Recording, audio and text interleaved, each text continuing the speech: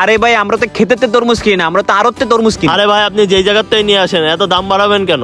থাম, উনি তো করছে, উনি ক্ষেতের তরমুজ কেনে না, উনি তো আড়তের থেকে কেনে। হ ভাই আপনি ঠিক কথা বলছেন, আড়তের থেকে তরমুজের দাম বাড়ায় দেয়, এর জন্যই তো আমাদের বেশি দামে বিক্রি করা লাগে। আমরা তো কম দামেই তরমুজ বিক্রি করি, তাইলে আড়তের দাম বাড়ে কিভাবে ভাই? ভাই আড়তে বিভিন্ন ধরনের সিন্ডিকেট আছে, ওই সিন্ডিকেট গুলোর কারণে দামগুলো বাইরে যায়। শুনছি শোনার কথা, বুঝিস সিন্ডিকেট কি?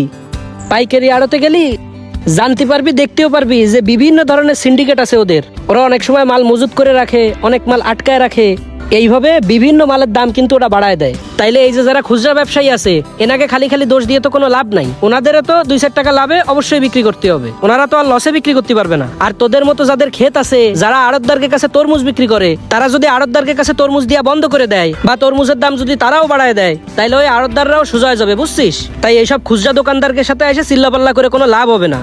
দাম যদি কমানোর ইচ্ছা থাকে, তাহলে যারা পাইকারি দামে বিক্রি করে